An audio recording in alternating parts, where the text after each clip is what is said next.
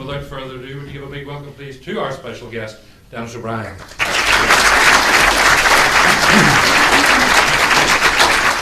Can I just say, following on from what Mary says, rather than Denis stand up and give a lecture for 40 minutes, we've decided to do it by way of interview, but hopefully towards the end we'll have a short Q&A session if time permits.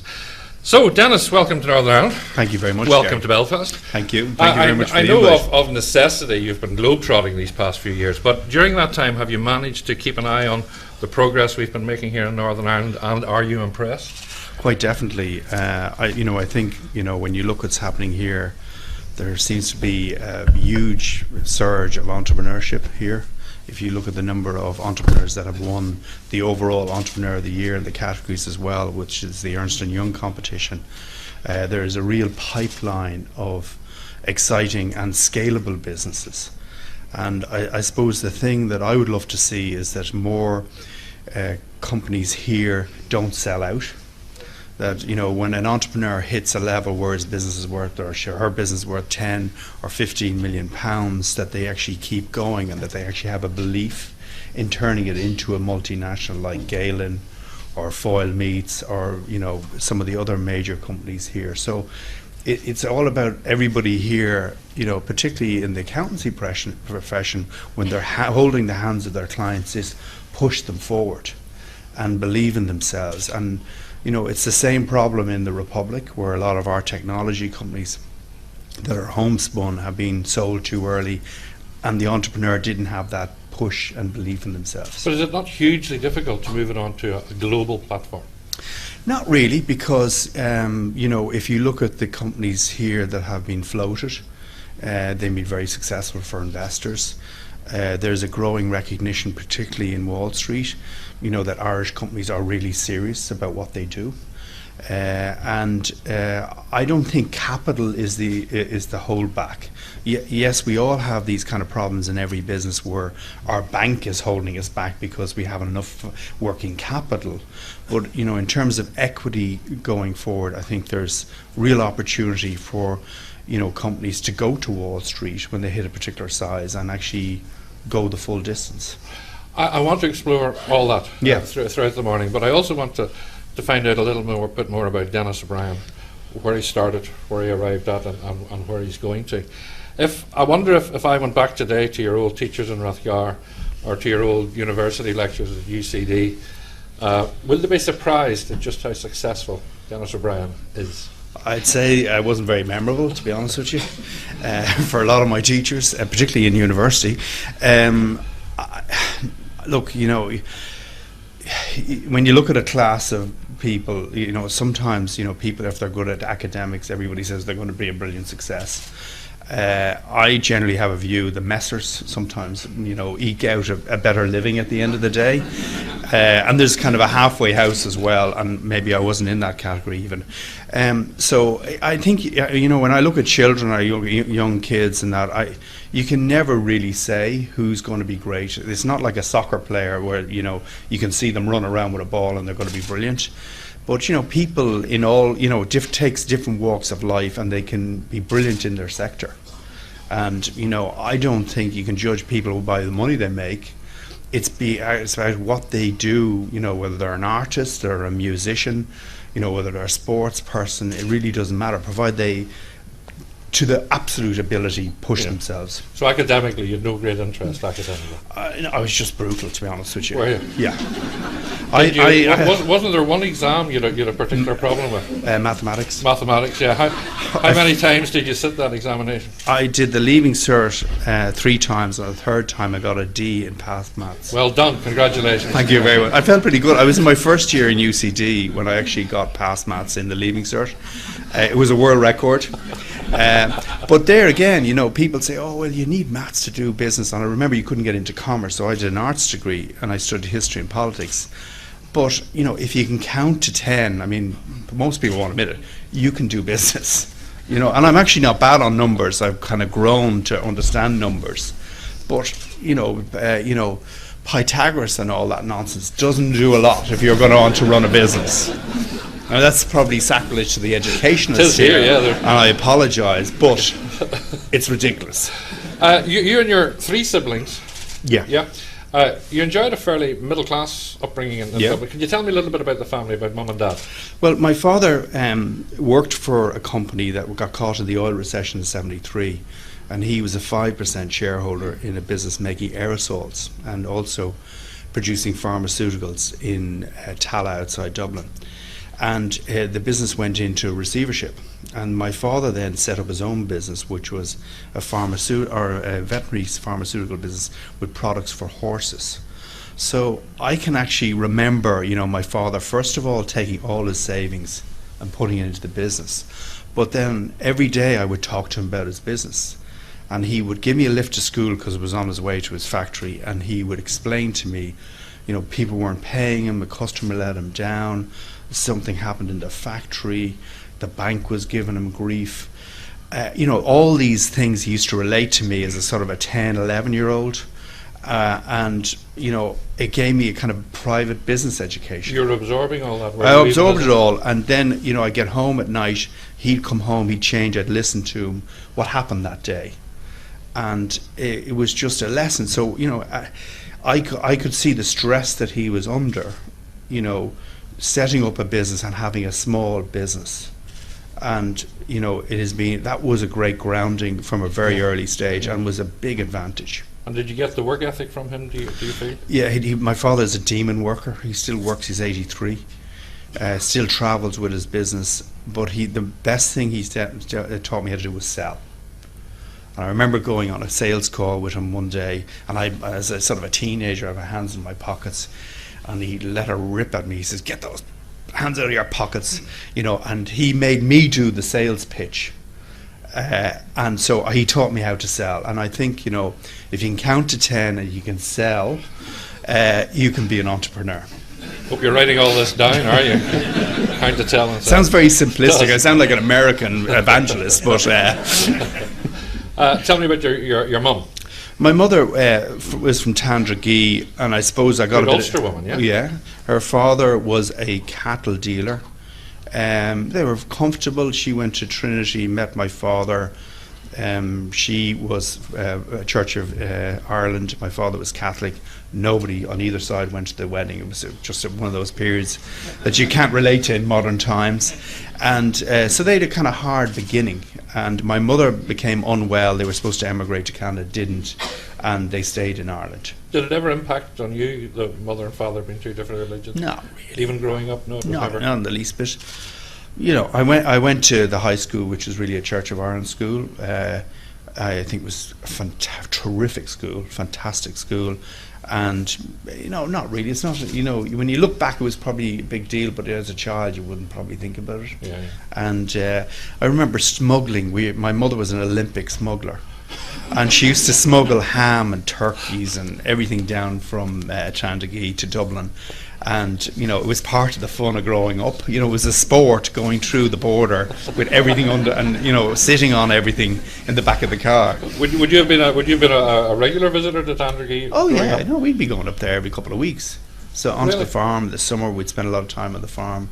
And my grandmother was a hell of a businesswoman.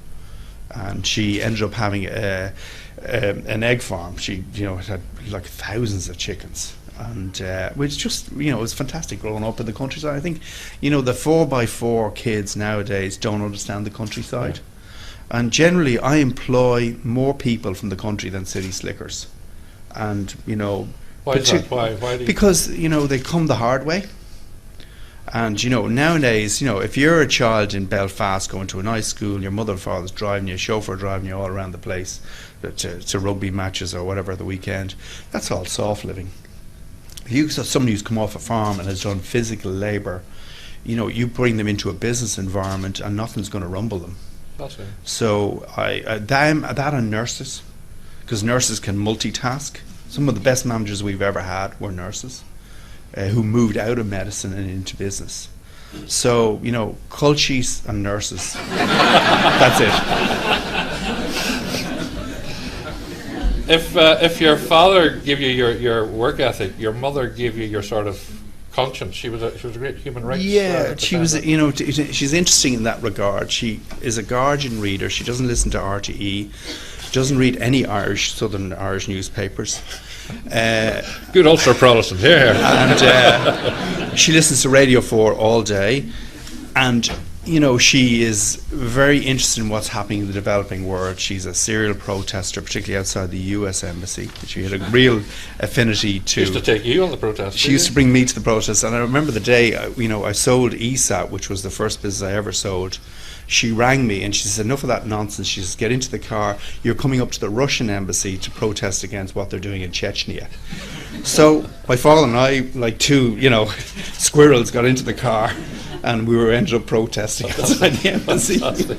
We then went on the lash that night afterwards. So I'm right in thinking, therefore, that when you were left CD, you really had no plan in mind as to what the young Denis O'Brien would like to do or want to be. I had a kind of half plan, you know. Everybody has, you know, well, it was very immature, you know, at 20 or 21, you have a plan that you want to make loads of money and you want to sit in the south of France on a boat with lots of lovely friends. Beautiful looking friends. Been there, it's a very vacuous. Yeah. It's kind of vacuous. Is it? Yeah, it is. You know, I wouldn't know. In life, in life, you never had those thoughts. No, yes, I've had the thoughts. You're not admitting it, Gerry. But you know, it's pretty vacuous. And anyway, you know, everybody, you change as you get older. You know, and actually, what you want to achieve and what you think happiness is going to bring you. But money was a driving factor in those days, wasn't it? It was. Yeah, I've got to be honest, because my first business was not a success. So, you know, I had bought a house for 170,000 in Dublin. What year was this then? This is 1989. And I had a shopping channel on Sky for 6 hours in conjunction with Grattan, who was a mail order company. Yeah. We'd go in and make a program every morning selling stuff. And it turned out to be, you know, a really bad idea, because maybe we could tease this out, because this was your first business venture. First business. Out of a massive failure. Brutal failure. Brutal failure. Well, I brought in Grattan. I brought a lot of very big companies in Ireland, like James Crean, Smurfit Group, in as shareholders. I owned about 10%, and we said, look, home shopping, television shopping is big in the US. It's going to happen in Europe. The only difficulty was that when Murdoch was starting Sky, he had a very limited audience. It was only when he got the football in that it suddenly became, you know, an homogenous, a massive big business with, you know, maybe 12 million homes in the UK. So at the time, he had about 700,000 homes, and we were depending on that. And in our first month, we had revenues of 14,000, and we lost 500,000. Now, I didn't need Fergal to tell me that was a bad result. But, you know, it just was. And then we brought the overhead down, and we did everything. I flew to California, hired this woman on the spot, because I saw a program in the US that was really successful. I just went, who's the producer of this? I hired her for 12 grand a month, brought her back to London, and we began to get a bit of shape on it.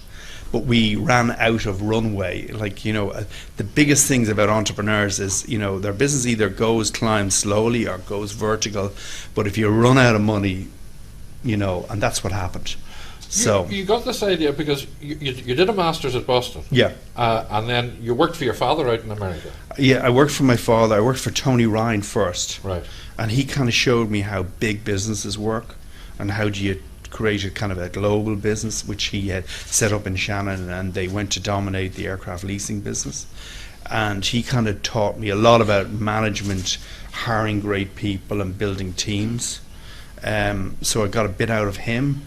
And then I saw this idea in the States, and I said, this is going to happen in Europe.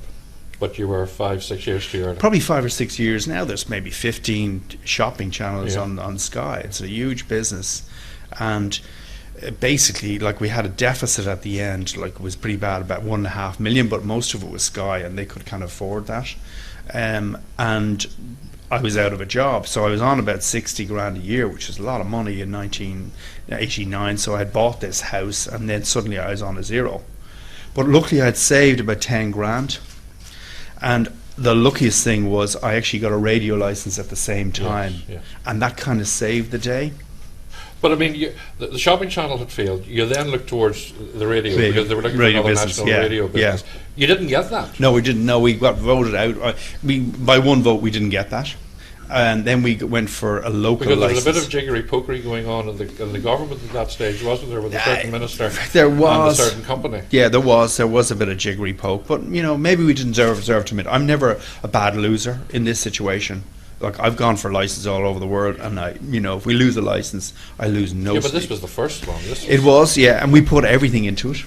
But then we got a license for Dublin, which turned out to be a better business proposition. And so at that stage, I had about 10% of it. And after about a year, my investors got their money back that they lost in the shopping channel. These were the shopping channel investors, still went into the radio. Yeah, and Anglo-Irish Bank basically lent me 600,000 to buy them all out in 1990. And they got me going. Anglo-Irish Bank, everybody's on top of them and they're shouting, saying it's a disgrace and that, but they did a lot of good things. They backed a lot of people early on, and they were extremely believing in me. How did you go about getting investors in the first place for the shopping channel? Well, I just flew to. I had this guy plagued over in the finance director of Grattan's, which is now owned by Next. So every Monday morning I'd head to Leeds and Bradford, where they had their headquarters, and I'd go in and talk to him about it, and he'd say, yeah, maybe. And then basically at the end, I was running out of money. We were down to about 5 or 6 grand in the bank at that stage because I'd raised seed capital. And my chairman said to me, like, you have a week to get the deal, and if you don't get the deal, like, we're shutting it and you're out. And I got the deal. And I arrived over to see the guy, and his secretary came down. He says he's too busy to see you. And I said, look, I'm here for the day. I'll see him when I see him. So when he's available. So eventually I got up to see him, and I said, I'm going to play one last card, and that is, I said to him, what happens if your competitors do this and you don't do it? And it's a major success. And retailing, there was no mention of the internet, but they had lots of other competitors. And he said, give me a minute. And I thought he was going to throw me out. And he went off and he talked to the CEO and came back, and he says, I'll do the deal. I'm in. So I said, look, my board won't believe me unless you write a down payment. So he gave me a check for 40 grand. And I went back to the airport in the CEO's Bentley. So having arrived in a Nissan taxi, and I went back and I went into Paul Power, my chairman. I handed the check to him, and he says, or he let off an expletive, and we kind of jumped for joy. He wasn't a drinker, either was I, so we didn't really celebrate in that context, but that started us. What happened between being the master at university and this man walking into the CEO with a check? Well, you see, when I was in university, I always had a job. I had a painting contracting business when I was in UCD, because you only had to do 10 hours of study, or what? No, lectures. I even forgot the word. A week, which was like God, like that's a holiday camp. And so I would at night time work. I'd go off at maybe 3 in the afternoon, work maybe till 1 in the morning, painting houses, offices in particular. Offices were a speciality because you get a premium price, and they wanted speed and and in the night time done overnight. Fantastic. We used to get 300 quid a room. Really? I have a Georgian house. That would be 2 coats, and 2 coats of ceiling, 2 coats of the walls, and maybe a bit of primer and 2 coats on the doors. And you'd be out taking maybe 12 hours to 10 hours to do that over a big room. They're cutting in and all. Very difficult, isn't it? I still love painting. I sometimes grab the brush when I see a fella coming in to paint the house and do a line. Right, there we are. You have your radio station, Classic 98 FM, the classic hits. Yeah. And it worked almost immediately, didn't it? Yeah, we made money after 3 months. But what we did was we bought all second-hand furniture, second-hand equipment. Listeners don't go and visit radio Did you stations. buy stuff from Century Radio that won the franchise? When they went wallop, we bought their equipment and moved it to the Czech Republic, which was our first market outside Ireland. We bought it for 100 grand. We saved about 500 grand in capex on that. And I always see, when I look at businesses, the dingier the offices and the less they spend on beautiful surroundings, the more successful the business is. And we, straight away, 3 months to start making money. and we did a lot of research. Nobody did research in those days, and it took off like a weed. And I was able to pay down Anglo-Irish Bank after 2 or 3 years. And then in the meantime, we saw the wall coming down, went into the Czech Republic, and set up a business there. And then we spawned and bought other business around Europe. We have about 6 countries, from Hungary all the way up to Estonia, Latvia, Finland, and the Czech Republic. So, you know, it was my first real business. Had you interest in radio, or just the business? Business. Like, I couldn't tell, you know, I could listen, if somebody played a Coldplay song for me, I know it's Coldplay, or U2, that I love, but forget it. I mean, you know, people always pull the piss out of me and say, oh, who's that song, Denis? You know what I mean? It could be a Tina Turner and I wouldn't even know. So I don't have an ear, but I don't know who the songs are, but I have an ear to know what's really good radio, upbeat radio. So even at the weekends, if I'm listening to 98 FM and they come out of the news with a slow song, I'll ring the program director on Monday and say, you know, at 10 o'clock on Saturday morning, you started out of the news with a slow song, you put people to sleep, you need something to lift them. You've also been accused of ringing the news editor on a Monday morning and saying, no, such and such didn't appear on a Monday morning. Or you know, something that's kind of a bit of urban myth, because I wouldn't have the time to read. You know, radio is 24-hour business, and newspaper is different. I think. You've got rid of Sammy Smith. Well, we didn't really. Sammy Smith just ran out of steam because he was there for 14 years, and ratings were going south by about 30%. That's the only reason he lost his job. And you know, nothing to do with what he wrote in the Sunday. No. Listen, you know, he was there. He was working for Today FM for 5 years. And I owned it for 5 years. If I was going to get rid of him, I would have got rid of him the day one. But you know, that was twisted and turned into an agenda item about political, or editorial interference, and that's just totally untrue. And in fact, he, you know, went on the radio on his second last program and criticised me from the rooftops. Probably another owner would have pulled the plug. I said, no, let him away with it. You know, it's free speech. And I'm not going to, you know, fall for that trap. Let him do it. Eamon Dunphy, another character. I feel sorry for him because he's kind of disturbed. And, you know, if I came in here and I slagged off everybody and said everybody was brutal and every business was brutal, she's terrible, everybody, and I make a living out of that.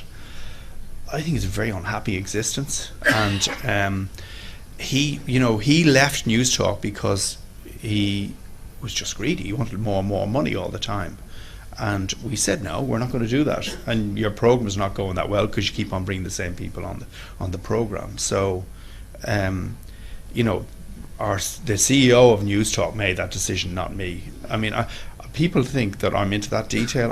How in the name of God? Because could be in Fiji, well, and I'm not thinking about Eamon Dunphy at the time. I'm thinking about my business in Fiji.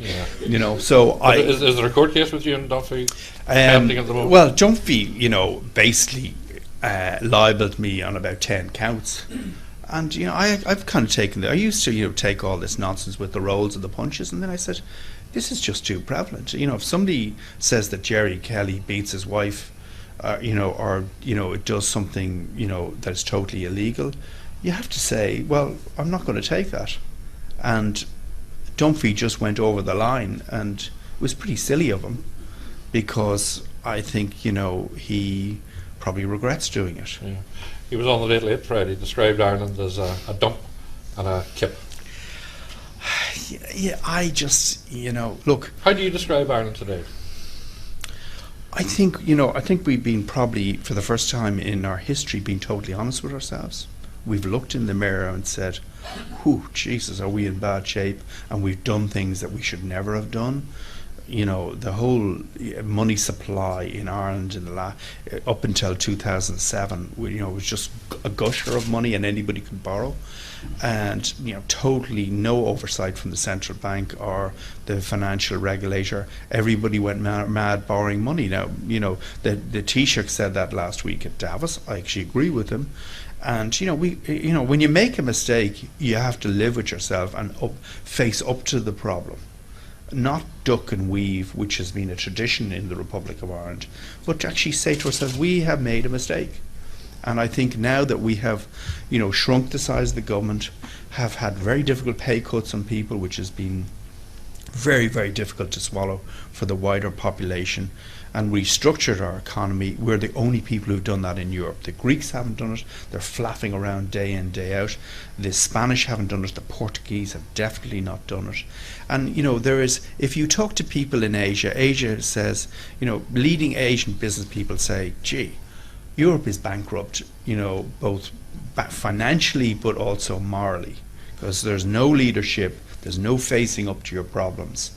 And the IMF should be actually running Spain, Portugal, and probably part of the French economy as well.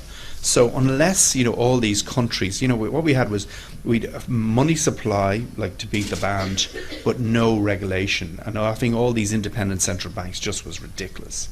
So now you have a situation where the French, the German, and the Spanish banks can go to the ECB and say, these are our crap loans, give me 100% money on them, even though they're probably worth 30 cents in the euro, and we'll finance it 100% back to you, and we'll smooth it out over 5 or 6 years. Contrast that to what's happened with the four pillar banks in the Republic of Ireland, where we've actually said, hey, we've lost 40 or 50 billion. I think that's a better way of fixing the problem than living a lie and just trying to smooth things out and not recapitalising the banks of Europe. So you still have confidence, because I read recently that you said that you would now invest back in the Bank of Ireland. You did, quite definitely, yeah, definitely. And why have we? Because I think the Bank of Ireland has actually sorted out their balance sheet issues. They still have some loans, obviously, to write off, but for the most part, they've taken in about 4.5 billion of new capital, and they've cleaned themselves up. They've got rid of stuff into NAMA, and it's cleaned up. AIB is on its way to doing that. If you take RBS, they're on the way to doing that. It's cost about 45 billion. So I think there's a time to go back in. The share price was 13 cents yesterday. And I think they will be the bank that will emerge strongest out of this whole maelstrom. You're talking about coming back in. What does Denis OBriens do for Ireland now? Well, every business I have in the Republic of Ireland, I'm investing heavily in it. We've an online business, we have radio businesses, we've food, we've cafes, we have different businesses. Yeah. So I'm ploughing money into them because I think there's an opportunity now that leases are less expensive, rents are, so to expand them.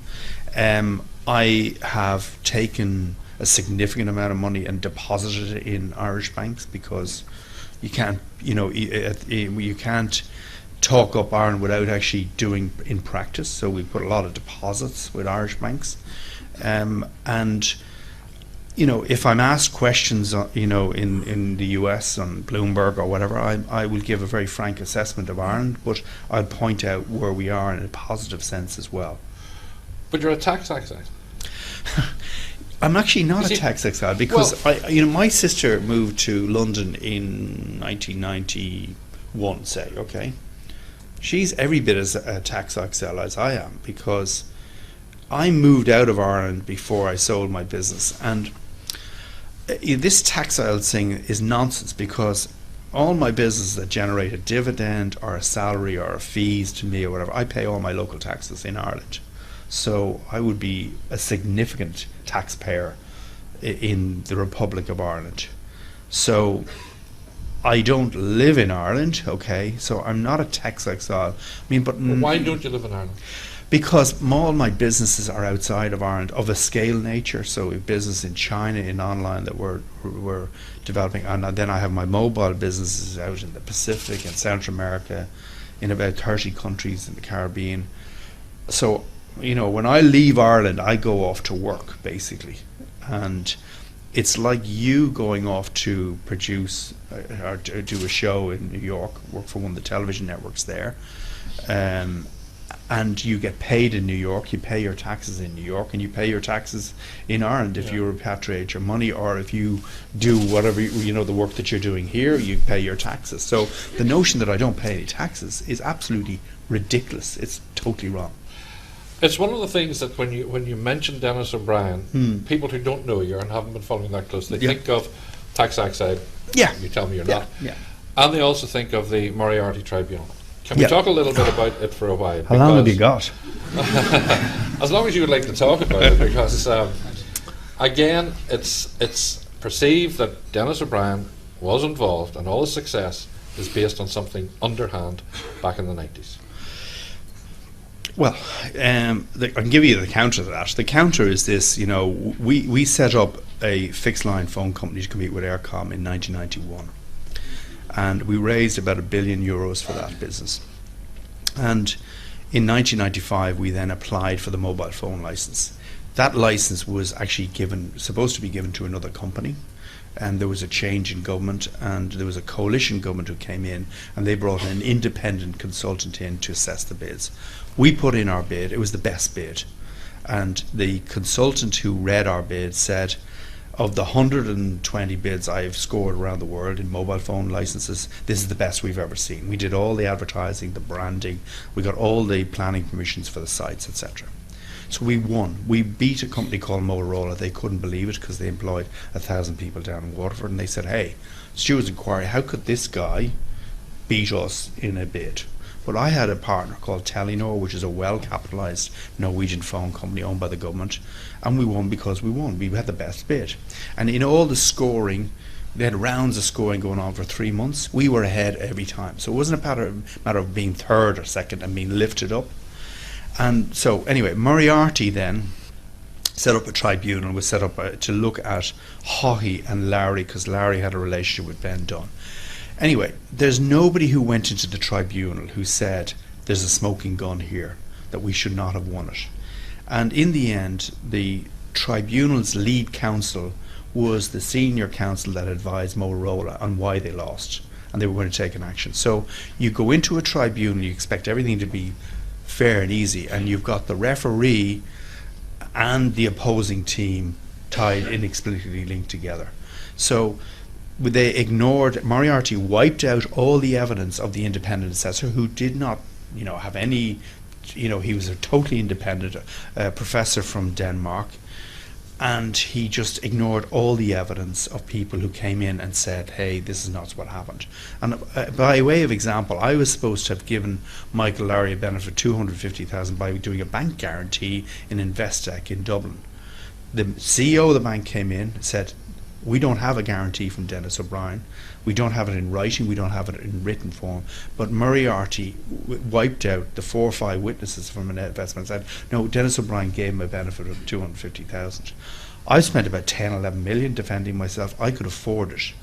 But, well, the lawyers, the barristers were all getting $3,000 a day. There was one barrister, all he did was photocopying. He was on $2,000 a day. They just kept this thing going, okay? And now there's going to be a row about costs. Because when you get like 5 or 6 letters from the tribunal, they had armies of lawyers firing stuff at you. I opened up every bank account. They wrote to every bank in the world and said, Denis OBriens has given us a right to look at my bank accounts. They could not actually, nobody found any money that went to Michael Lowry. So, in my mind, I fought it vociferously. The report is defective. Like people from the Supreme Court have said, it's defective. So there's no more I can do. Why not just let it go? It annoys you so much. There's almost anger in your voice even talking about it here. Look, when you're accused of something and you know that it's not true, that you won something on ability, and it actually was a slur on the people who worked with me. The 40 people who worked on the bid, it was a slur. Like, we spent $2 million on our bid in 1995.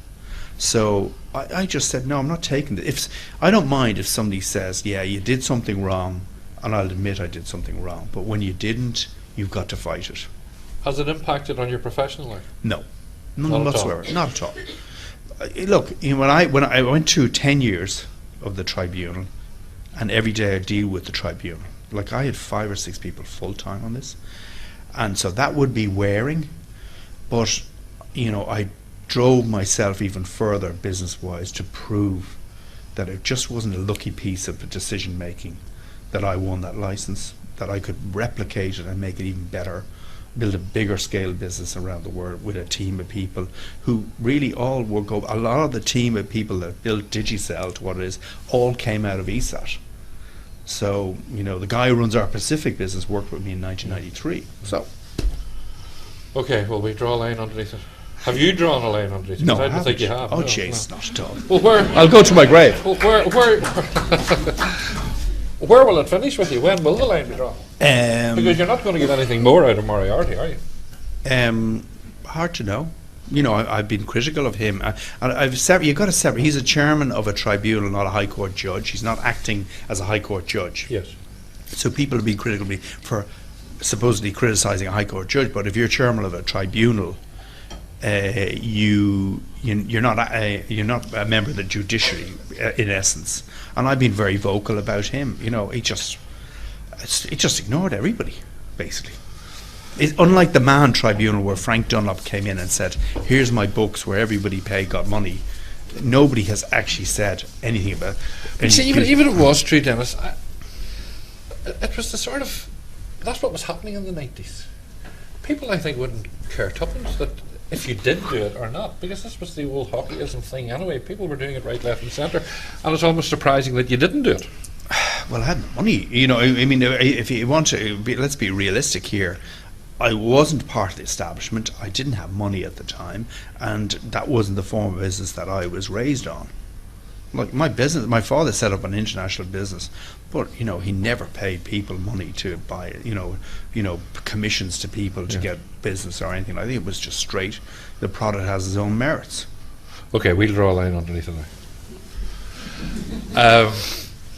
ESAT, you decided after 3-4. Were you interested in telecommunications, or was this just another opportunity? Did you know anything about telecommunications? Not a rat's. Good God.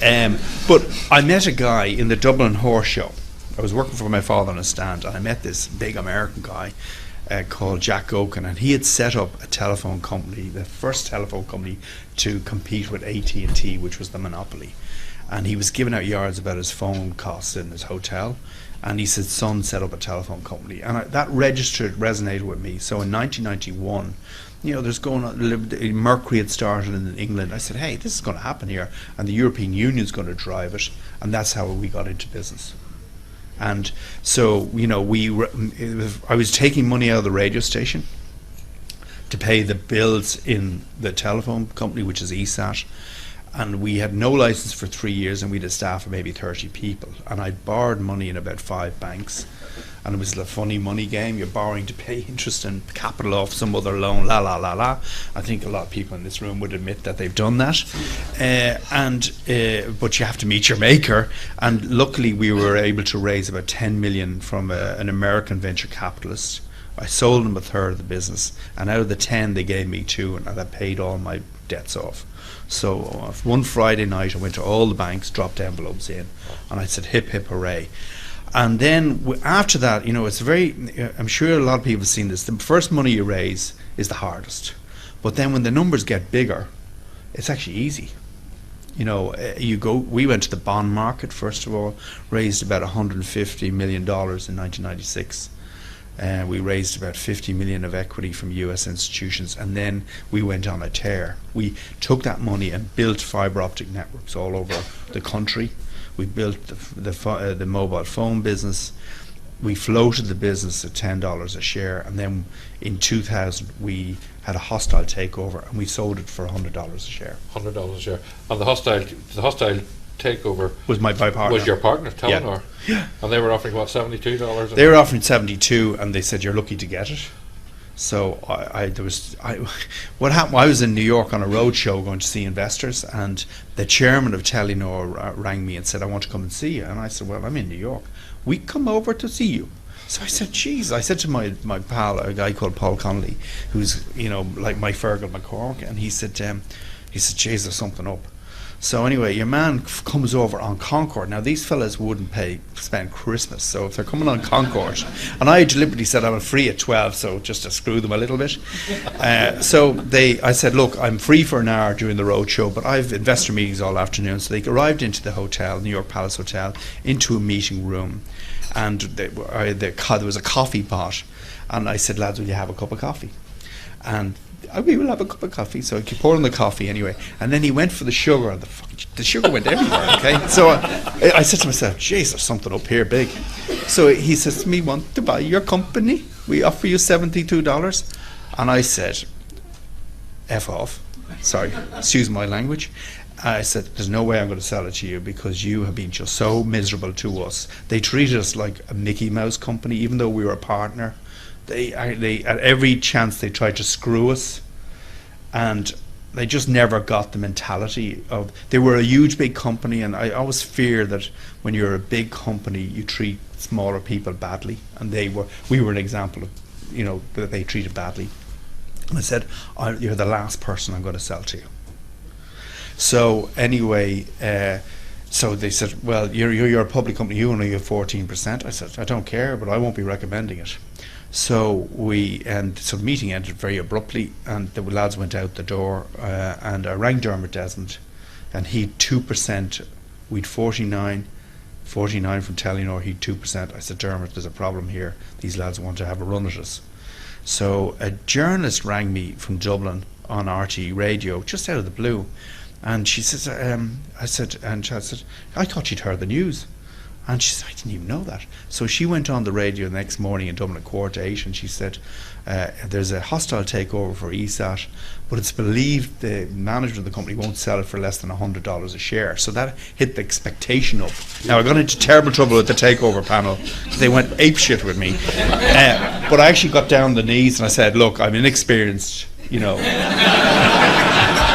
So I actually went into this guy, the head of the takeover panel, and I actually threw myself on the floor nearly, okay, because it was pretty serious stuff, you know what I mean? And in the end, we went all around Europe. We actually rented a plane. I said, there's only one way to get around. We went to see Deutsche Telekom. We went to see every France all the big players, Telefonica, said, will you buy our business because there's a hostile takeover? And eventually we ended up in London. And I did a deal with the finance director of BT, and he had all his advisors in a room, like hundreds of all these fellas, all huge fees and everything. And I remember Tony Ryan peeling off the head of General Electric to do a deal with him to invest in GPA. I thought it was a brilliant strategy because, when you go into a room, everybody's testosterone. All these investment bankers spoofing. And I said, Robert, will we go for a walk? Walk down to the corridor. And I did a deal at $101 a share. And then I said, we're going to drop the dollar because there's a dollar of unknown liability. I want to be totally frank with him that he didn't have the full picture on the balance sheet. And I said, there's about $1 of stuff that, so we'll reduce the price down. Shook hands.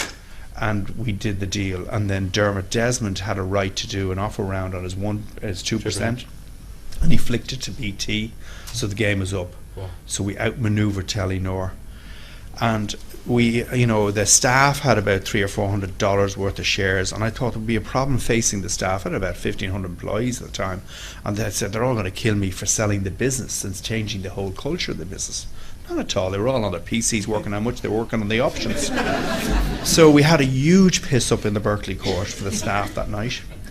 And then it was kind of all over. I emptied my office and I went home. I was just newly married, had a child for the first time. But you had a cheque also in your back pocket? I had a cheque in my back pocket. How much was the cheque in the back pocket? About 300.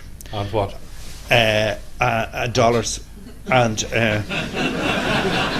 And basically, I used to go to a coffee shop every morning at I'd get into my suit and go to a coffee shop and read the paper, and then I'd ring my pals. They were all working, so there was nobody available to doss with. They were all painting buildings, right? Or painting buildings, and it was a miserable thing. And I think I'm always warn entrepreneurs when they sell their business, what are they going to do? Will it really make any happiness for them? And after a month, I would have nearly given the 300 back to get back into the business, been running in the hustle and bustle. Really? Yeah. Did it mean that little to you? It did, because you kind of hit it. Because you told me at the start you were after the money. It's like winning, it's like taking the penalty and win the World Cup. That's it. That day is great, but the next day, there's the next World Cup. So, right, what was your next World Cup then? It was down to Jamaica, bought a license on the phone. How long after that? That was about 2 months. 2 months? 2 months of coffee. Right. And all my pals who were working with me for years building ESAT, they're saying, BT have taken over. It's shite atmosphere. There's no fun. And BT are a great company now. I shouldn't say that. But you know, and so they said, "Can we go? Where are we going?" So I said, "We're going to Jamaica." Why? So I saw an ad in the paper in the FT for a Jamaican mobile phone license. I rang Michael Lowry, of course, said, "Can you get it from me?"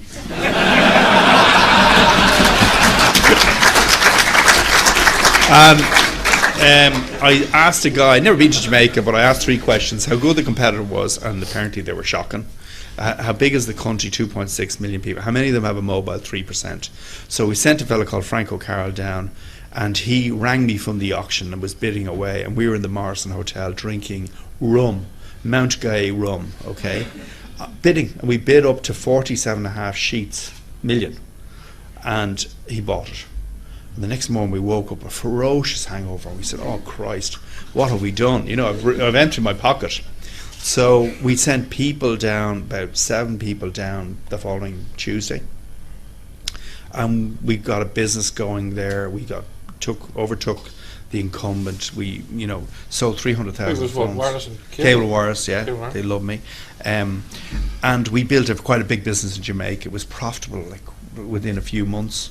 We invested 100 million early, you know, in the business, and then all the islands in the Caribbean all deregulated and gave licenses. So, yeah, but this is one of the most unstable regions of the world. Why did you still dream really, of you see all these things about reading World Bank reports and IMF. You don't even read that nonsense. You know what I mean? I wouldn't read that about any country, because there's some technocrat has written all this shite, and you'd never get out of bed. You know what I mean? But you know, there's always, you know, if you take mobile phones, there's an opportunity in every country in the world. Okay, it's been proven.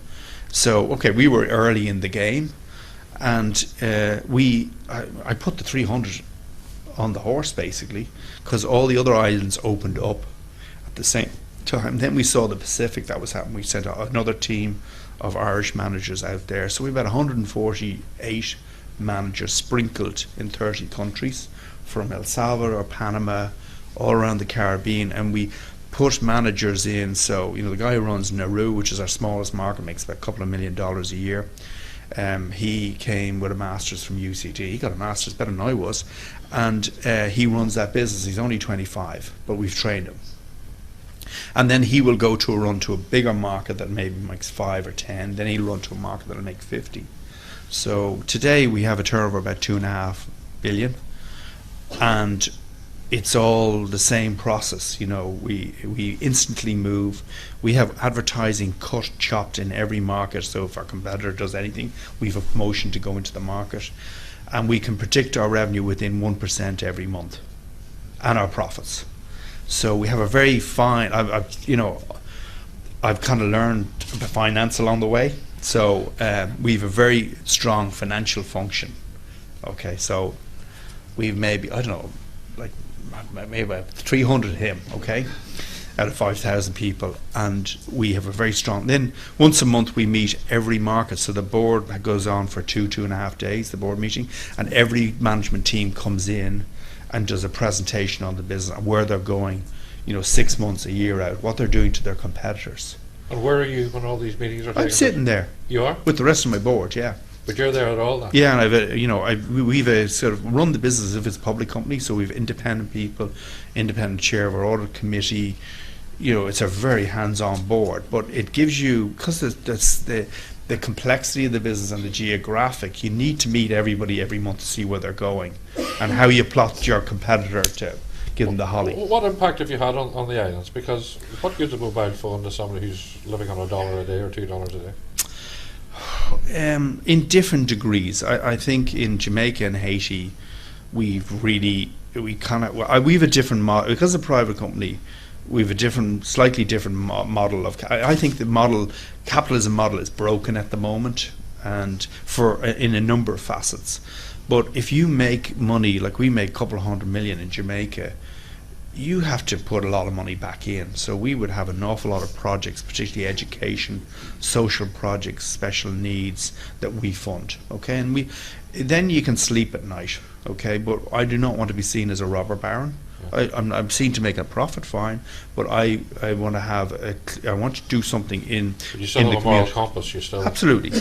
And then in Haiti, you know, before the earthquake, even before we opened it for business, we got involved with Concern Worldwide and funded some of their projects in Haiti, employing women recycling plastic bottles, for example.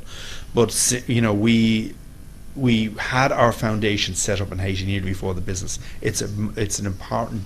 So when we have a board meeting, we may spend 40% on the foundation in Haiti because there could be something going on. So we built 20 schools before the earthquake, and these would be large-scale schools for about 450 children. And now we've built another 50, and now we're building another 80. And we work with communities because you need community. And these could be women who've never been educated, but they have this kind of leadership in the community. They want the school that's best for their children. So building the schools was easy in a way, but actually training the teachers, because none of the teachers have ever been trained. They're accidental teachers, really, because they've only been trained to about 14 years of age. So we then feed the children. So we're in the kind of education business, and we've kind of said we're kind of pushing people now to join us, because we have 11 contractors and a very good CEO, and she's running the whole thing like a machine. And you're an official ambassador for Port-au-Prince, aren't you? I am indeed, yeah. Which is fantastic. That's very nice, yeah. And you and the President Clinton are together We've been on working a lot of work out there. You see, a lot of people make promises to poor countries and never meet them. And in the Clinton Global Initiative, he has an awful lot of donors that made promises to Haiti, and his model is different. If you make a promise, you got to keep it. And I do the Haitian promise is about $300 million, and I bring them all together, the donors, every 6 weeks, and we run it like a board meeting. What have you done? You're behind target. You said you'd do this. You said you'd open that clinic. You'd said that you'd open that school. Where are you? La la la la. And it's like running a business, and I do that. So your mother's social conscience has certainly rubbed off. Yeah. I mean, I it's kind of natural. It's not, somebody said you got to do this. It's kind of instinctive. And I think, everybody, the way they were raised here or in the Republic, everybody gives something into a little box. I remember it was for the leprosy mission or something, you know what I mean? And everybody does something. And we saw this in the Special Olympics, where everybody just came on board. The whole of Northern Ireland went, we're in, you know what I mean? And, 23,000 volunteers, people came out of the woodwork. You came out of the woodwork. Well, I saw you. I wasn't in the woodwork. No, but you were asked to do something. I remember that. This is where I saw you working at first hand, and I have to say, and I'll say it now, that the Special Olympics in Ireland would never have happened without this man back in 2003, regardless of everything else that went on. Well, you see, it was a kind of a team effort, because but I still say we'd 5 or 6 key people here in Northern Ireland. We'd Aveen, Best, Fergal, yourself. There was a lot of really, and also all the politicians all came together, recognized. So it kind of a snowball. And I knew that gave you as much satisfaction as your sale of visa. The Digicel. Yeah. Tell me what happened. Fergal, how are we in time? Deniss, it's a quarter to. Rock on for another 5-10 minutes. Rock on for another 5 minutes. What happened in 2000 2001 with Digicel? You set up a group called Digicel Group Limited. Yeah. And you purchased Digicel? No, we just set it up. We used Bermuda as a holding company, and then we set up operations in all the islands. How did you end up with 800 million in your back pocket? Oh no, we did what's known as a recap. Right. This is 1 and 1 is equal 10. The business is very valuable, and we didn't have any leverage on the business. We didn't have much borrowings on the business, so we just borrowed money from the bond market. Right. And I had other investors with me, and we all took a bit of money out. Right. What does it mean to you to be described as Ireland's richest man, the 247th richest man in the world, apparently, according to some rich list? It's not. Does it mean anything to you? Not really. Does it not impress you? Not really. No. Why? It impresses the life. I can only wear one suit. Yeah. No. Not really, no. Not really. I mean, I have a freedom to do what I like to do. Absolutely, but does the lifestyle suit you? Because your family, you've 4 young kids, haven't you? Where do they live, and where do you live, and how do you control a family life? I see a lot of my kids. go away at every school holiday. I suppose that's a bit flash, but it's kind of what we do. My wife is incredible the way she can balances all the, juggles all the balls with the kids and that, and we try and keep the kids grounded.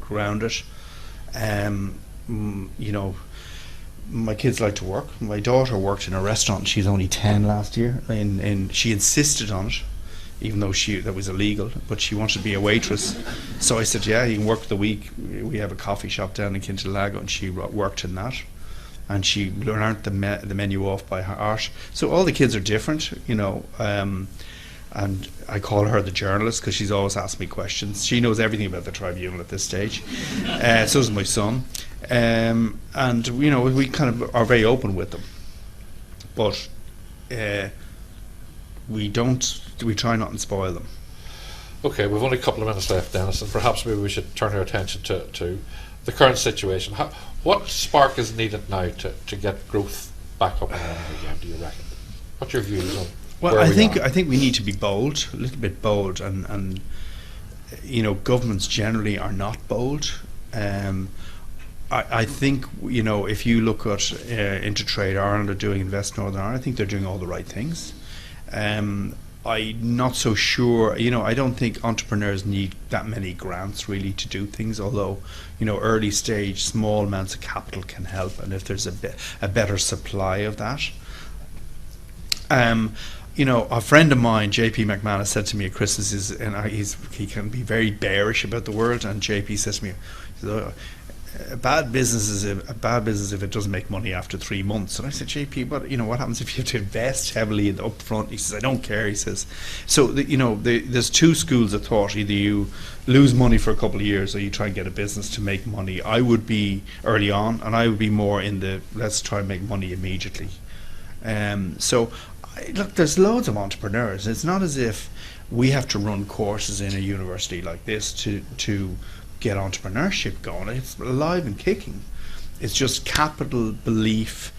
It would be great if we had a bond market where people could borrow between 5 and 15 or 20 million, which would be long-term 7-year money and pay interest on it, and not capital, which would help growth businesses that are already in profits.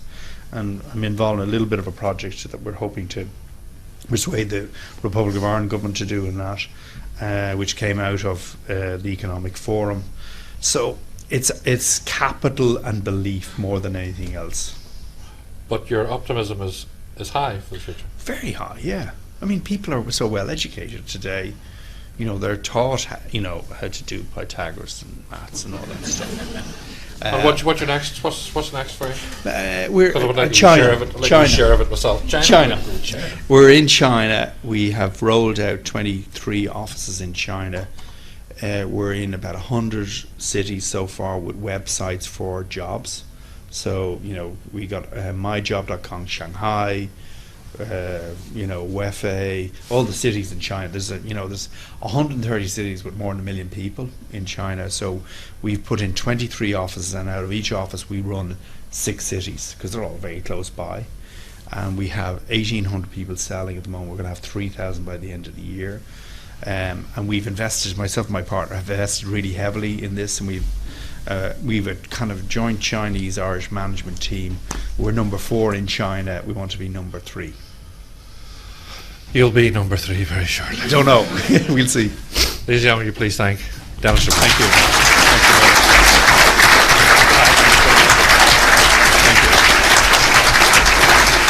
Thank you.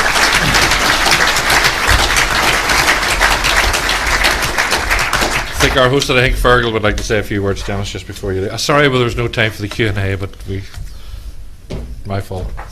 My fault. Your fault. Too much talk. Vice Chancellor Professor Richard Marner, US Council, Kevin Holden, I see him join us there.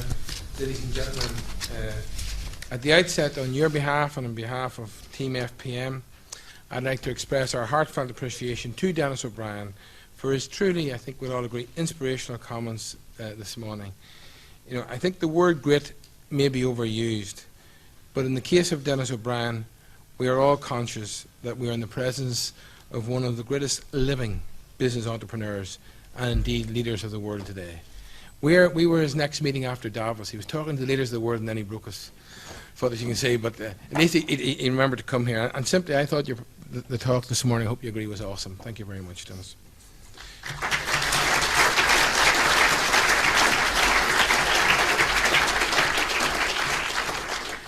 When we first considered the concept of the FPM 20th anniversary leadership talk, we immediately identified Denis OBriens as our targeted guest.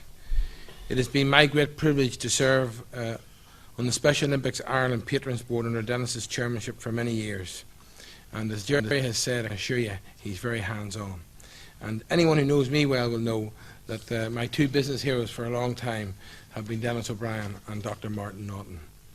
And Denis stands out as one of the world's leading entrepreneurs and leaders, not only because of his phenomenal business achievements across many sectors and in many countries throughout the globe, but also because, and you cannot miss this, you could not speak to Denis OBriens, as I have the privilege of doing on a regular basis, you cannot miss that he has an inner human commitment and DNA to help and encourage others to help those less fortunate than himself throughout the world. And he's not doing that today since he's made billions. He's doing that since he started day one in business.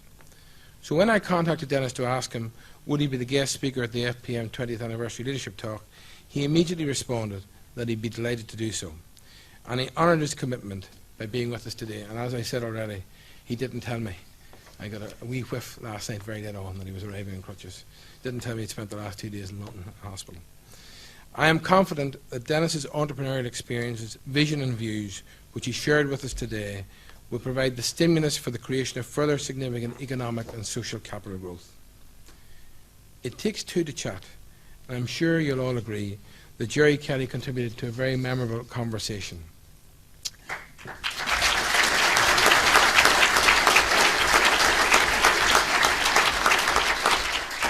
All Gerry Kelly's experience of regularly topping the viewing ratings in Northern Ireland with The Kelly Show on UTV for 17 years was very evident. And central to that enormous achievement in broadcasting has been the man himself, Gerry Kelly. And this morning, I think, his class and attention to detail in terms of research and delivery, he let Denis do the talking, but you can see he knew the subject matter very well, was clearly demonstrated. And if we ever had any doubt, Gerry, once again, it was a performance of par excellence. Thank you again. You never know, innovation, we could see the new Kelly evolving in some other form now.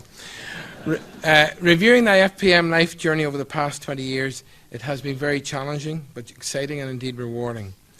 And from the outset, we sought to attract, develop and reward the very best talent to ensure our business and our clients' future success. Just as BMW believe that the BMW brand is associated with joy, we believe that the FPM brand is associated with a desire to serve and care, to deliver service excellence. FPM believe that our motivation in life and indeed in business as trusted business advisors should be to help others to win and achieve their dreams and quality of life aspirations. Our value proposition is therefore to deliver results and positive change through design, creativity and innovation in terms of impact solutions for existing and potential clients. Going forward, FPM would like to continue as an independent accounting and business consultancy practice with international links to its membership of the IGF Polaris Association, the third largest association of independent accounting firms in the world, with 384 member firms, 16,300 employees, and 89 countries around the globe. We were delighted and indeed honoured to host this event this morning in association with our fellow Management Leadership Network champion organisation, the Ulster Business School at the University of Ulster, as part of the Management Leadership Network Management Month initiative. The Ulster Business School here at the University of Ulster has established itself as the province's premier business school and is rapidly gaining prestige, international recognition and credibility for the delivery of quality education to its students, under the leadership of its charismatic Dean and indeed leader, Professor Mary McHugh. It was a great privilege to work closely with Mary in the organisation of today's event, and I'd like to publicly thank her for all her guidance and support, and through her the University Vice-Chancellor, Professor Richard Barnett, and the Pro Vice-Chancellor, and indeed, I have to get my terminology right here, I believe the Provost of the Belfast campus site, an old friend of mine, Professor Alistair Adair. On a side issue, Mary referred to it earlier. I was humbled, indeed surprised, when the Ulster Business School invited me to be a visiting professor. You can see they're lowering their standards. However, I look forward to working with the Ulster Business School in the years ahead. And similarly, the Management Leadership Network and our fellow champion organisations, many of whom I recognise in the room today, under the direction of Bill Manson, assisted by Podium, has put together a tremendous programme of events for February, which is obviously the Management Month. And as their slogan says at the bottom there, make the most of it, and you'll get a copy of the details on the way out. You will appreciate that events like this morning just don't happen. And I'd like to express our sincere appreciation, as I've already said, to the University of Ulster, and in particular Professor Mary McHugh and her team. In respect of the lovely food and the warm hospitality, we thank Lucia Campbell and her restaurant manager Martin Caldwell and all their students in the Academy restaurant. In terms of administration, we thank Mary Doyle and the facilities management team. In terms of ICT, yes, it all worked very well. We thank Eric and Paul. We'd also like to acknowledge the support of Sinead Johnson in the University Press Office.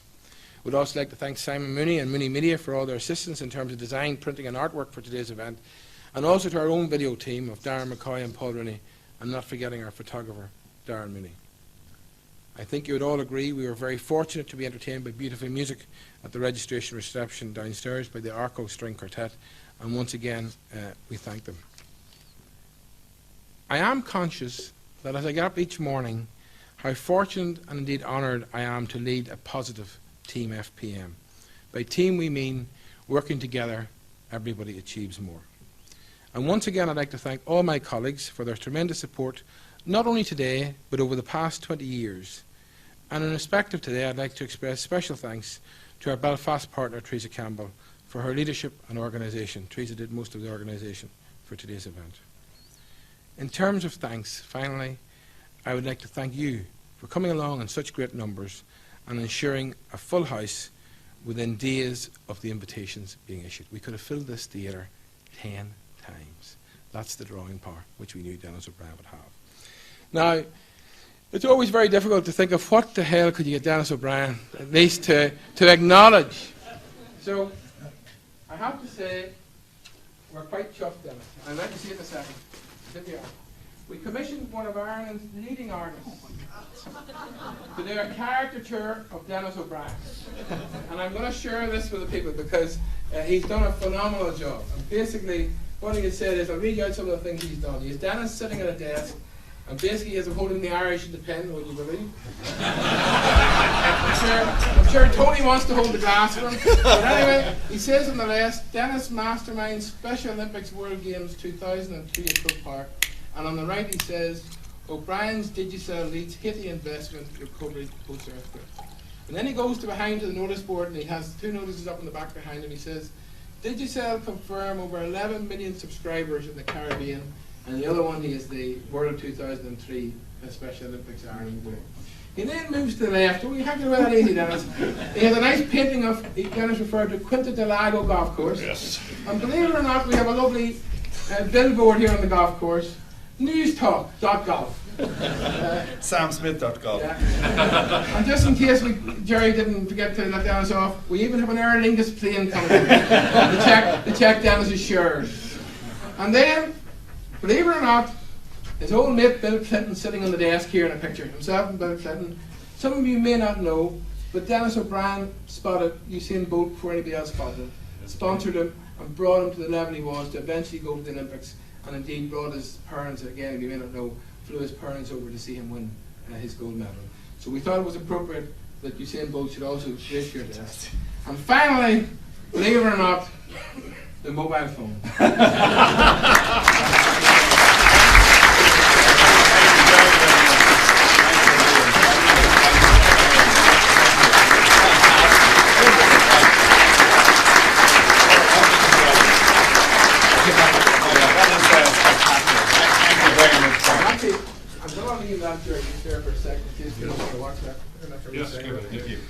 I'll just pull the thing to a conclusion by saying, Denis, once again, feel free to sit down. But folks, this has been a really fantastic day. And to conclude, looking at the future, FPM Chartered Accountants will continue to be a progressive and outward-looking organisation, dynamically engaged with its many constituencies, and driven by a vision and passion, not just for itself, but I can assure you, for the community it serves. So it's onwards and upwards for the next 20 years, hopefully the FPM way. Once again, sincere thanks to you, sincere thanks to Mary and all our team, and as we say, we finish on a high note. We're in the company of one of the greatest, and I hope you all remember this day. Thank you very much indeed.